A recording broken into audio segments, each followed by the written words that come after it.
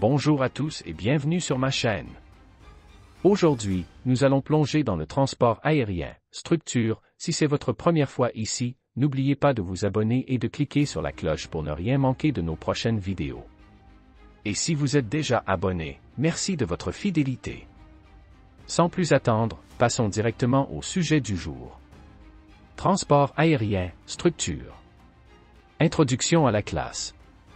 Quel est l'objectif du cours? Dans ce cours, vous découvrirez la structure du transport aérien. Objectifs généraux d'apprentissage.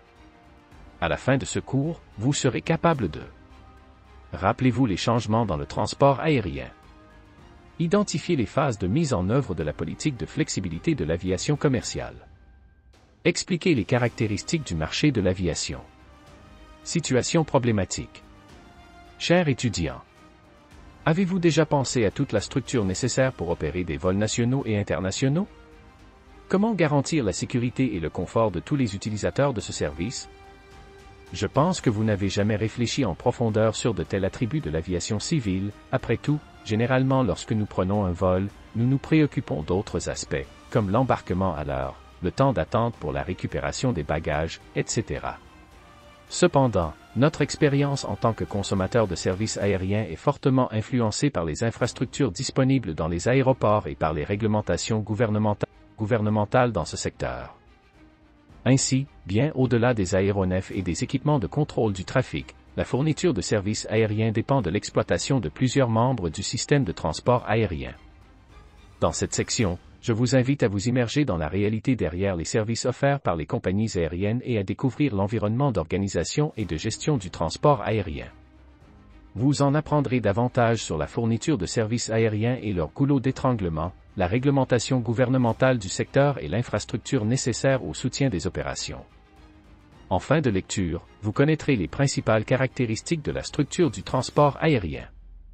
Souvenons-nous de la société de capital risque.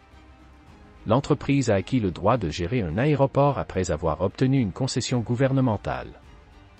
Depuis lors, elle fait face au défi d'opérer sur un nouveau segment de marché, en cherchant à consolider les informations du marché pour prendre des décisions stratégiques avec assurance. Grâce au contenu étudié tout au long de la section, vous pourrez assister le gestionnaire dans la préparation de son étude diagnostique sur la structure du segment du transport aérien. Pour ce faire, vous devez répondre à la question suivante. Dans quel domaine de la structure du transport aérien devriez-vous consacrer des investissements pour attirer une plus grande demande et satisfaire les utilisateurs? L'analyse des investissements est l'un des points cruciaux dans la prise de décision pour les nouvelles entreprises, car il est nécessaire d'orienter les investissements dans des domaines qui entraînent des améliorations de l'expérience du consommateur avec le service produit, générant une plus grande satisfaction et, à long terme, la demande croissante. Maintenant, c'est entre vos mains. Bonne chance! Changement dans le transport aérien. Chers étudiants, saviez-vous qu'au cours des dernières décennies, le transport aérien a connu plusieurs changements dans le format de la régulation et de la gestion économique, en plus de changements technologiques majeurs? Le transport aérien fait l'objet d'une attention croissante de la part du secteur public, compte tenu de son importance pour le développement économique et social. Au Brésil, ces avancées ont été principalement motivées par des événements organisés dans notre pays, tels que la Conférence des Nations Unies sur le développement durable, Rio+20, la XXVIIe Journée mondiale de la jeunesse catholique à Rio de Janeiro, la Coupe des confédérations de la FIFA à Football Brésil en 2013. La Coupe du monde de football de la FIFA, Brésil en 2014 et les Jeux olympiques et paralympiques de Rio de Janeiro en 2016, CAD, 2017. La fourniture de services aériens pour le transport de passagers a été affectée. Selon les données de l'ANAC, Agence nationale de l'aviation civile, le total des décollages a augmenté de 42,18% entre 2006 et 2016, ce qui représente une augmentation moyenne de 3,25% par an. Ce réchauffement a également touché, quoique à moindre échelle, le transport aérien de fret, avec une augmentation de 12,48% sur la même période. En outre, ces facteurs ont nécessité des investissements gouvernementaux dans la création et l'agrandissement des terminaux aéroportuaires, des pistes d'atterrissage et de décollage et dans l'agrandissement des zones de manutention du fret. Actuellement, pour gérer le contingent aérien de passagers et de fret, 11 compagnies brésiliennes et 54 compagnies étrangères exploitent commercialement des routes nationales, CAD, 2017. et dièse 128257 assimile. Ne manquez pas l'occasion d'approfondir vos connaissances sur l'histoire de l'aviation commerciale brésilienne. Pour ce faire, lisez l'article « Une brève histoire de l'aviation commerciale brésilienne » développé par Josué Catarino Ferreira, 2017. Le transport aérien devrait faciliter la mobilité des personnes et des marchandises, avec des coûts et des temps de trajet faibles, contribuant ainsi au développement économique et social du pays. Cependant, il existe des goulots d'étranglement qui ont un impact sur la performance des activités du réseau de transport et peuvent même augmenter le coût pour l'utilisateur de ce service, Ministério dos Transport, Porto e Aviação Civil, 2018. Nous présentons ci-dessous une brève liste des principaux goulots d'étranglement observés dans les aéroports, CNT, 2015. Si vous êtes un utilisateur fréquent de ce type de transport, vous en avez déjà expérimenté au moins un. Vérifiez. Le temps d'attente pour l'atterrissage et le décollage des avions, en plus de ne pas satisfaire le consommateur, a également un impact sur l'émission de gaz nocifs dans l'atmosphère. Nombre restreint d'hébergements, compte tenu du flux de passagers de l'aéroport. File d'attente et retard dans la récupération des bagages. Retard de vol. En 2014, plus de 70% des retards enregistrés étaient causés par le système aéronautique lui-même, comme les restrictions opérationnelles des aéroports, les conditions météorologiques, entre autres. La nécessité d'une plus grande modernisation technologique des systèmes de navigation, de communication et de contrôle du trafic aérien, CNT, 2015. Réglementation du transport aérien au Brésil.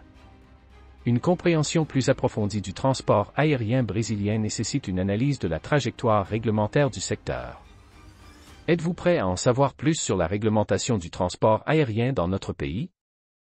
Selon la Confédération nationale des transports, CNT, 2015, le début de l'expérience réglementaire du transport aérien au Brésil est marqué par la création d'Infraero, Société brésilienne d'infrastructures aéroportuaires, en 1972 et par le décret numéro 76590 de 1975. Infraero est une entreprise publique nationale chargée de l'administration des aéroports civils brésiliens. Actuellement, l'entreprise gère 55 aéroports sur tout le territoire national, ce qui représente 60% de la demande de services aériens du pays, Infraero, 2019.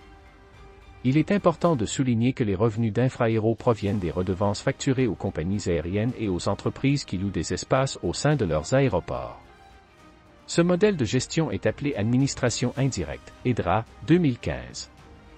Et dièse 128257 assimile. Il est essentiel que vous connaissiez les trois formats de gestion aéroportuaire, EDRA, 2015. Administration directe, lorsque l'autorité aéronautique du pays est responsable de l'administration des aéroports. Administration indirecte, lorsque le gouvernement crée une entreprise publique pour gérer certains aéroports, que ce soit au niveau municipal, étatique ou fédéral. Administration privée, consiste en une administration par l'intermédiaire d'une entreprise privée ou d'un consortium public-privé. À son tour, le décret No. 76 590 de 1975 ont établi un contrôle gouvernemental strict sur le nombre d'entreprises présentes sur le marché, réduisant ainsi la concurrence et influençant les tarifs facturés, CNT, 2015.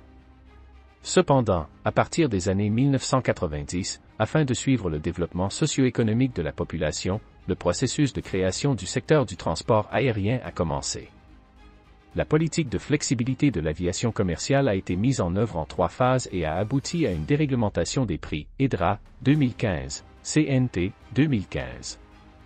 Première phase, 1992. L'objectif principal des politiques adoptées était de faciliter l'entrée de nouvelles entreprises, en stimulant une plus grande concurrence sur le marché intérieur, en réduisant les tarifs des clients. À cet effet, elle a supprimé la délimitation géographique des zones d'intervention.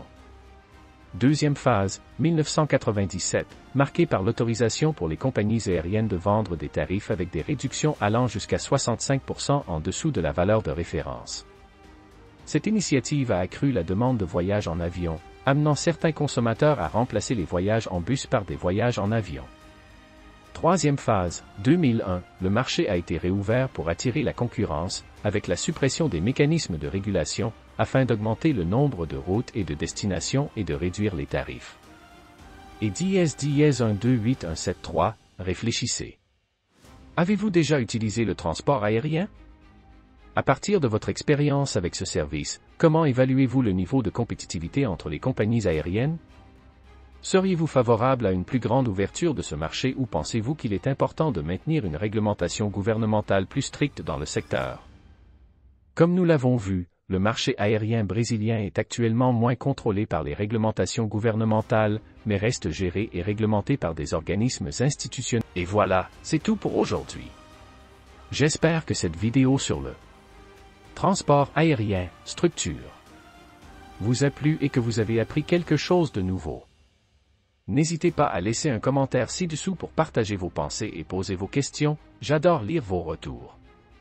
Si ce n'est pas déjà fait, pensez à liker la vidéo et à vous abonner pour ne pas rater les prochains contenus. Merci d'avoir regardé, et à très bientôt pour une nouvelle vidéo.